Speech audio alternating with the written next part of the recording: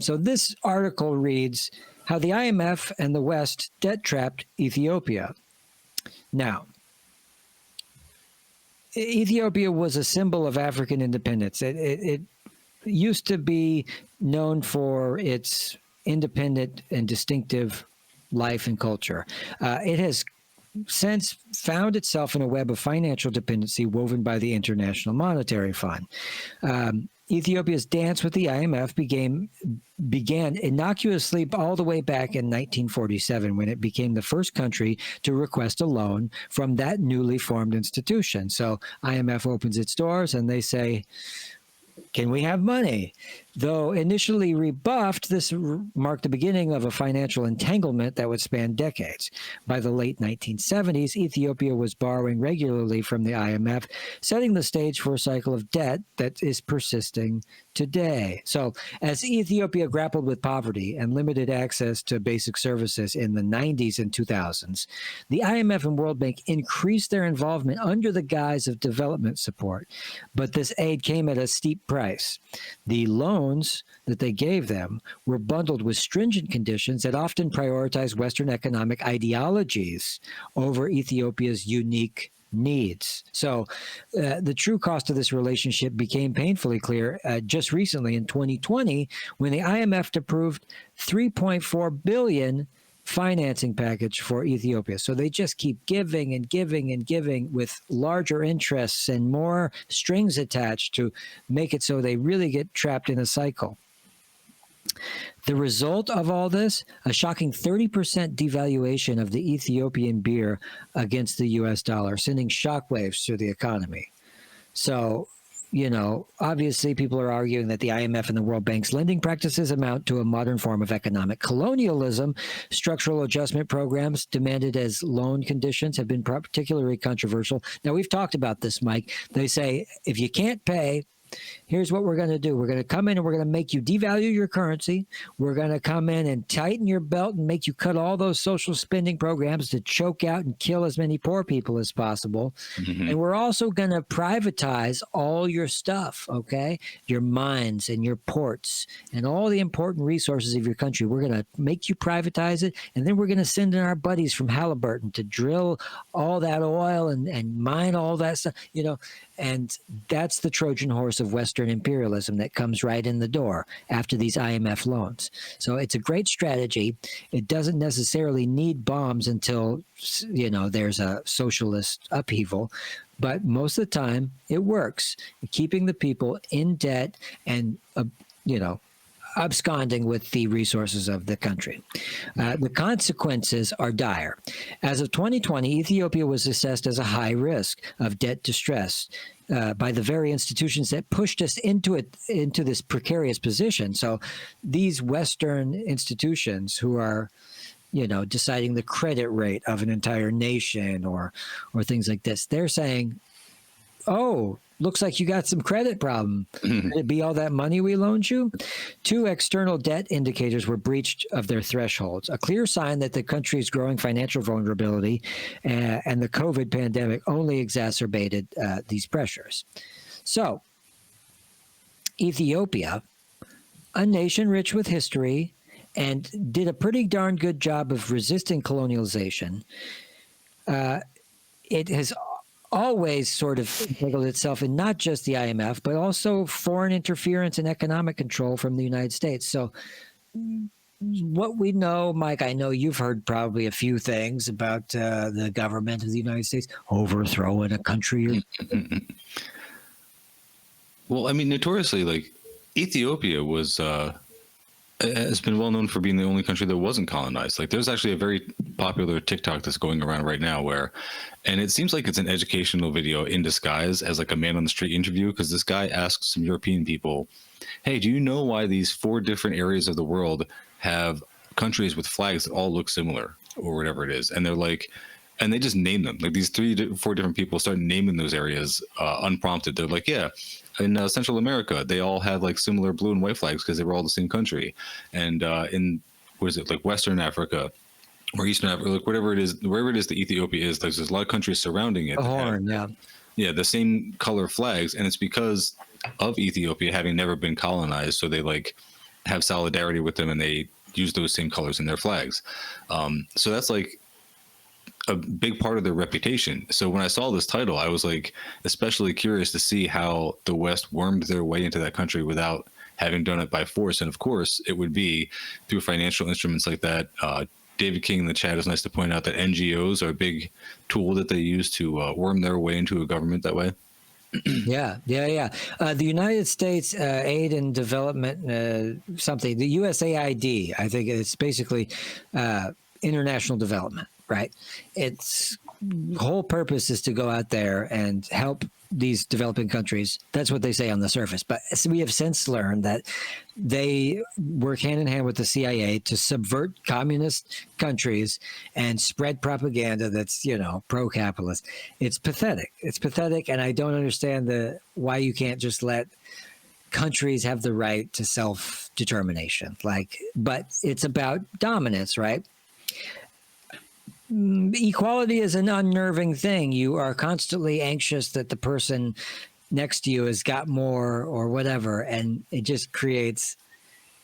But if you could just constantly dominate, you can maybe. There's this idea that you can rest on your laurels at some point and be more comfortable with your position. But in the case of foreign policy in the United States, it's never been about diplomacy. It's never been about international development. It's never been about democracy, and it's never been about freedom. Ethiopia's resistance to European colonization was legendary. The Battle of Adwa in 1896 saw Ethiopian forces decisively defeat Italians, preserving their nation's independence during the scramble for Africa, coming over with their pizza and their breadsticks and their, how dare they?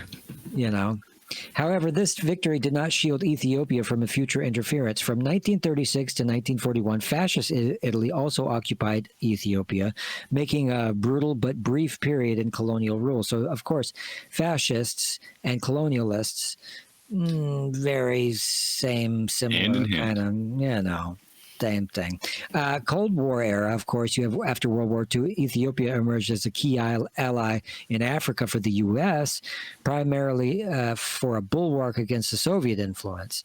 So the U.S. provided military aid and training to Emperor Haile Selassie's regime, solidifying its presence in the region. And this went all the way to 1974, when a revolution led to overthrow Selassie and the government of a socialist. And they established a socialist government aligned with the Soviet Union. So in 1974, the Soviet influence finally broke in that country, and they decided that they wanted to become a socialist thing. And I'm sure that went over well. I'm sure that following the 1974 revolution, the U.S. shifted its support to neighboring Somalia, contributing to regional tension. So, of course, if you can't get along with one person, go over to their neighbor's house and turn them against you. This period saw Ethiopia aligning more closely with the Soviet Union, receiving military aid and economic support in exchange for strategic alliance. Of course, when the fall of the Soviet Union came in 1991, the U.S. got to reestablish those closer ties with Ethiopia and provided, more economic military assistance, blah, blah, blah. And what was essential was maintaining the Horn of Africa, because this is a strategic point in all kinds of shipping, especially when you're talking about around the canal, the Suez Canal up there in Egypt and stuff, and I think it's a Red Sea. You got to have access to the ports, my friend, and the waterways. So the events on September 11th, of course, never forget, ushered in a new era of U.S.-Ethiopian relations. Ethiopia became a key U.S. ally in the war on terror, which was a complete made-up, bogus war, particularly in counterterrorism efforts in Somalia. There was apparently terrorists here, there, and everywhere. Of course, most of them were phantoms that the U.S. was chasing in order to take away rights at home. But I remember that as a kid, being Ethiopia and Somalia being this hot spot. Just as colonial powers exerted the control over the colonies, the IMF imposes strict controls on its loans. So the colonial rulers imposed their will directly, And the IMF does through loan conditions. So we talked about that. That's the Trojan horse coming in, privatization, austerity, and budget cuts, stuff like this. Um, colonial powers would extract resources directly from the colonies. IMF policies lead to privatization and foreign ownership of key industries, effectively extracting economic value from the host country, which that's what they are. They're hosts and parasites here. Both systems create structural dependence on external powers, just like colonialism. In the case of the IMF loans, it's economic dependency that can last for decades. Colonialism imposed foreign cultural norms, while the IMF policies promote Western economic models that can disrupt local economic traditions and practices and put people who make blankets for a living out of work. The legacies of colonialism and IMF both have long-lasting problems, and both have been proven to leave nations struggling with high levels of debt. So it's not really great what they're doing there. The thing is, though, the Chinese have contributed to the technology and skill transfer in Ethiopia, okay? China holds about 32% of Ethiopia's foreign debt, making a significant creditor. However, it's important to note that Ethiopia has borrowed from multiple sources, with multilateral creditors accounting for 50%. And when they say multilateral, this means the West and all of our constituency. We got Europe and whatever. And the UK. Ethiopia has demonstrated its ability to negotiate with China just fine, as it evidenced in the 2019 bilateral debt restructuring and China's participation in the G20 debt suspension initiative. So they actually came along and freed up Ethiopia of a bunch of debt. China said, hey, man, you can't pay? Don't worry about it. Gotcha. I love that. China has played a crucial role in Ethiopia's infrastructure development. The Ethiopia-Chinese economic cooperation is focused on developing infrastructure such as railways, highways, and energy projects. One of the biggest examples is the Addis Ababa Djibouti Railway. I got to say that again. The Addis Ababa Djibouti Railway, which has improved Ethiopia's connectivity and trade capabilities. So, we're going to take a look at some graphs right after this. But I wanted to just throw out a couple stats for everybody. 68% of Ethiopia's population is poor. 18% of Ethiopians are classified as vulnerable. The intensity of deprivations among those living in poverty is 53%. Over 20 million people in Ethiopia face severe food insecurity, so 20 million.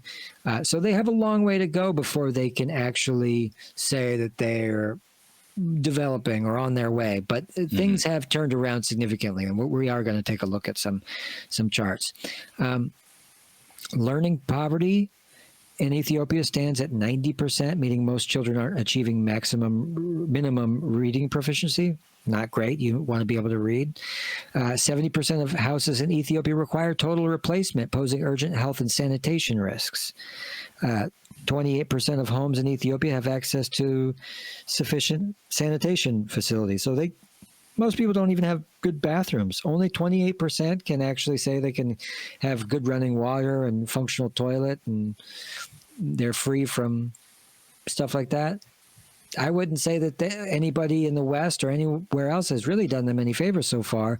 And you can't just chalk it up to corruption. Sure, there are some puppet presidents and corrupt politicians pocketing money and putting it offshore, but this is a bigger story. Okay, so let's take a look at these charts. 10 most countries in the debt to the IMF. So, obviously, Ethiopia isn't ranked on here, but nevertheless, you have Argentina, Egypt, Ukraine, Pakistan, Ecuador, Colombia, Angola, Kenya, Ghana, and Cote d'Ivoire. Right? Argentina. Wow, right? That's the real kicker, and this is why Milei had to come in, is because if they defaulted on that debt, I mean, it would just be a huge loss, and they needed to have a regime change and get a guy in that they wanted. and he Oh, I made thought that was austerity. because of him that they were this high. No, no, no. Here's the thing: they started borrowing in the early 1990s I and see. haven't stopped since. The reason why Millet came in was because they needed a leader that would make the cuts that they wanted to make. So when Elon Musk says, "Oh yeah, Millet is doing great," yeah, he's doing great by cutting all the resources out of that country in order to pay debt. So Mhm. poverty is at like 500% or some ridiculous number. Um, he's a success in the eyes of the West, but for the people of Argentina, he's certainly strangling whatever's left of the poor people in that country. So the next one I got is, here's the demographics of Ethiopia. Most are under 4 years old. Most of the country is below the age of 4 years old.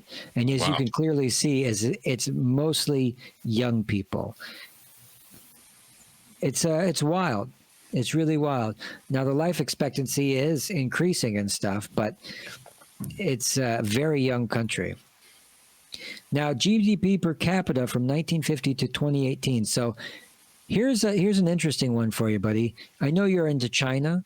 So in the year 2000 and just a little bit after was the moment that China began to lend money to Ethiopia and team up with them on infrastructure projects. So just after 2000, this is where you see a huge increase in the average income of people in Ethiopia. So I don't want to say that that's what it came from, but it just so happens that that was the same time China lent them money. They were able to balance some of their existence out, and rather than this spotty kind of thing where, the Western, yeah. Do you find it kind of ironic that like China does what capitalism is supposed to do? Like they go in and build infrastructure projects so that it's beneficial for them because they can continue to trade with a new market. They build some roads or whatever ports they got to do so they can get goods across easily. And now they have this new market opened up to them for their own Chinese companies that then pay a whole lot of taxes to the state and they can use them for social welfare for their citizens. So it's like all this stuff that is supposed to happen under the free market with minimal regulations, the way that everybody wants it to happen, and it's being done by the fucking Communist Party. And then everybody here just all they can do is fearmonger about it. And it's like, when you see capitalism in practice, they don't do that. They don't build all these ports so that they can do trade like they want, and then everyone benefits as a result of those rich capitalists, their largesse. No, they just like send in the army and they take a bunch of shit. They'll build something that only they can use and no one else has access to, and then they take all the mineral resources, they impoverish everyone, and then when they're done sucking everything dry, they fucking leave. And then maybe like they'll make movies about it later. They'll like make movies like glorifying themselves and acting like the soldiers should feel bad for all the shit that which they do, but like the soldiers have PTSD from like shit that they suffer. It's like, it's such a sick cycle. And then you see like China coming and doing the exact opposite and literally saving the day. It's just great to see. I can't praise them enough, but I always do. Yeah. Well, and that's the funny thing too, is that you have all these people in America who are rugged individualists that save all their money, and you have each individual little piggy bank and stuff. And the billionaires are the ones who own everything. They have all the wealth and stuff. But in the case of China, everything is taxed, and now the government is the one who has the big piggy bank, the big bank account, who can go out and spin big on projects where they can actually have more foresight into the trends that are happening rather than market dynamics, which is just like, I'm going to fuck whatever moves. I don't care. I'm going to consume anything in sight, and I'm not going to care where I'm going to shit where I eat. I'm just I'm a cave fish swimming around just doing whatever feels natural. While central planning is something that's well thought out with an incredible collective budget. And that's the thing. A collective will always beat out a bunch of individuals. Mm-hmm. Now you see that with the right versus left. Left-wing people are way too individualistic. Right-wing people are all like a conformist mob. They win. They win a lot of the time, and they do it with a strong arm. Not to say that fascism should be tolerated, but a communal, authoritarian, unflinching, we're doing this and we're not taking anybody's guff attitude can actually get things done, especially when you're talking about, oh, we got to solve climate change. Oh, we need solar panels. Yeah. Well, you better make a big change real quick. So China's involvement, China's loans to Ethiopia amounted to 13 billion in 2000 to 2019. A direct Chinese investment in Ethiopia had reached over 900 million. Relations intensified with Chinese direct investment in Ethiopia, reaching 4 billion, and bilateral trade growing by 5.4 billion. Ethiopia's real GDP per person rose an average of 9.3 to in 99 to 2019, making it one of Africa's fastest growing economies. China has been instrumental in the low-wage manufacturing boom that has driven Ethiopia's economic growth over the last decade. So there you go. It's all written right there. It is because of China that Ethiopia now is better than it was before. And here's one of the most important metrics there for people who care about their country and whether or not it's coming up in the world. This is the child mortality. So less and less children. You went from 250 to only 50 in just a short amount of time. And it should stand to reason that with the right kind of aid and the right kind of development, African countries can get on their feet and begin to live, just as well as everyone has for years and years in the Western world. And everybody listening from Africa, I'm sorry that America has done this to you, and I'm sorry for anybody that disenfranchises you. And because from me and Mike's perspective, you guys have been sold down the river and having your resources stolen for a long, long time. And it grinds my gears. My gears? You, America. Fuck you! That's all I can really say. All right, that's my story. You guys take care.